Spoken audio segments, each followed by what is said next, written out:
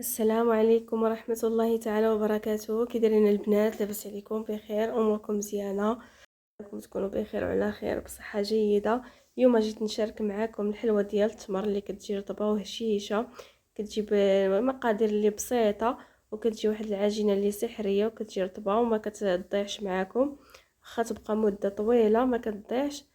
ونتمنى يا ربي يعجبكم لا فيديو. اليوم نبداو بالمقادير. هنا عندي كيلو ديال التمر. انا كنستعمل هاد النوعيه ديال التمر. كنجيب واحد الكسريه وكنديروا فيها التمر، كنعجنوا شويه، كندلكو بيدي. كندير فيه نص كاس ديال الجنجلان، كنزيد عليه معلقه ديال القرفه، كنضيف قبيصه ديال الملحه وشويه ديال الفاني، كنزيد معلقه ونص ديال زيت المائده. صافي كنبقى نجمع المكونات كاملين كندلكهم باش ترطاب لينا ديك العجين.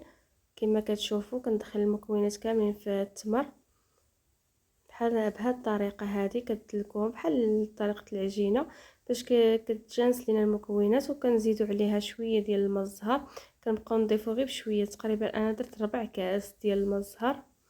صافي وكنبقاو نعجنوا.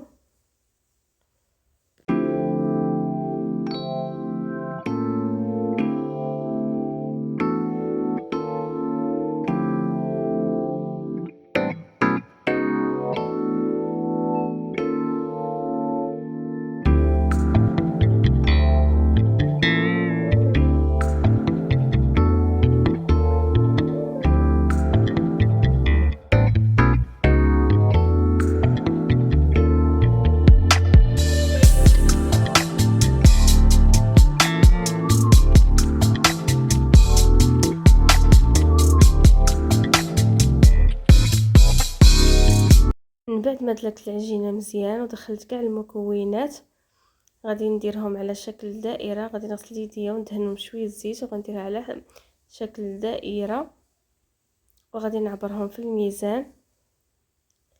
كندير هنايا تقريبا كندير 8 حتى 9، كنعبرو 8 باش كتجينا متواتيه مع العجينه.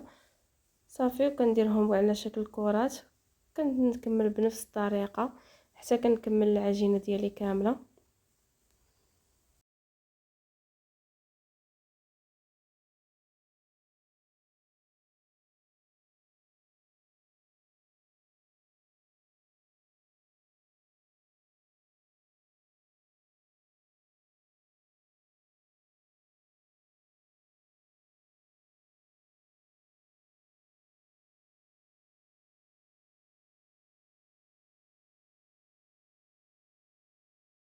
هنا من بعد ما كنسالي العجينه ديال التمر وكنديرهم كويرات، كندوز العجينه العاديه كندير فيها 200 غرام ديال الزبده. كنستعمل ايديال، كندير كاس ونص ديال سكر كلاصي، كندلكها مزيان مع سكر كلاصي. وكنحاول ندخل داك السكر كلاصي مع الزبده باش كتجينا واحد العجينه اللي لينه وما كتكورش لينا. كنحاول نردها بحال البوماد، كتلاحظوا معايا كيفاش كندير لها. صافي وكنكمل بنفس الطريقه.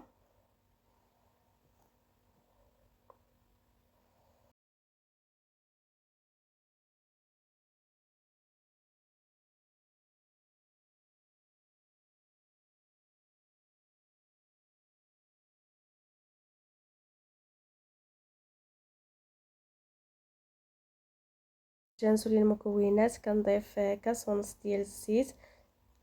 صافي وكندلك العجينه مزيان باش كتجانس ليا ديك الزيت مع الزبده والسكر كلاصي، باش ما كتبقاش ليا ديك الزبده محببه، كتولي بحال شكل بوماد كما كتلاحظوا معايا. صافي وكنستمر بنفس الطريقه حتى يتجانسوا ليا كاع المكونات بحال هذا الشكل هذا. كما كتشوفوا كنخدموا العجينه مزيان باش ما كتجيناش ديك الزبده في العجينه.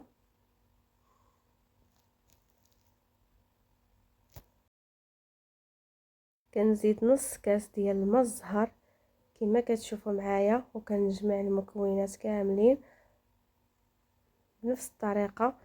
شوف كيفاش ملي تجانسوا لي المكونات، شوف كيفاش كتولي ديك الزبده، كتولي دايبه ما كتبقاش محببه. صافي من بعد غادي نزيدو الدقيق تدريجيا.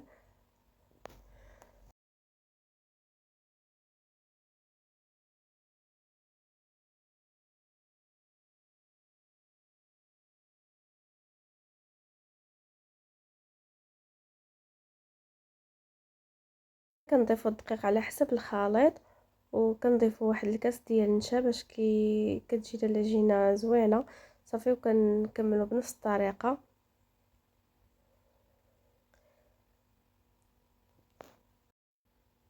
صافي كنجمعوا العجينه، خاص العجينه تكون رطبه ما تكونش قاصحه، وكنضيفوا الدقيق بشويه بشويه حتى كتجانس لينا المكونات كامله وكتجمع لينا العجينه وتكون رطبه.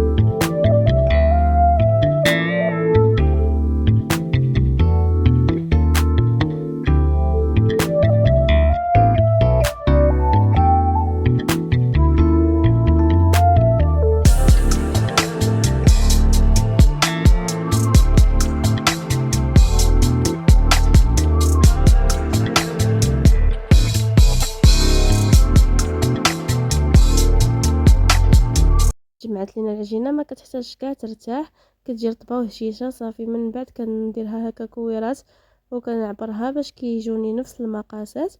صافي كنكمل بنفس الطريقه كنعبر.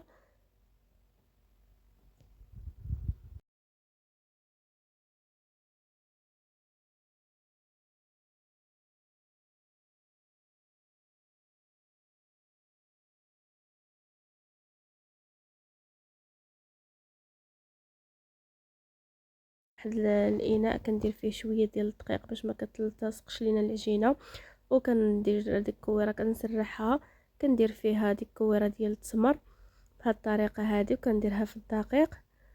صافي كندير المرشم.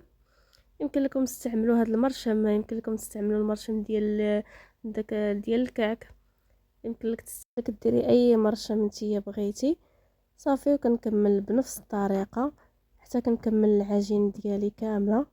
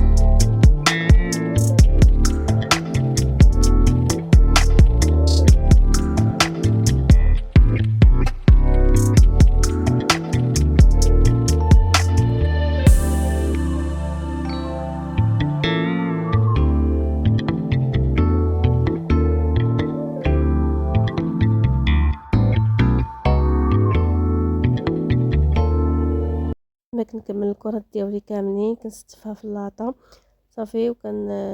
نشعل الفرن من قبل كيكون مجهد.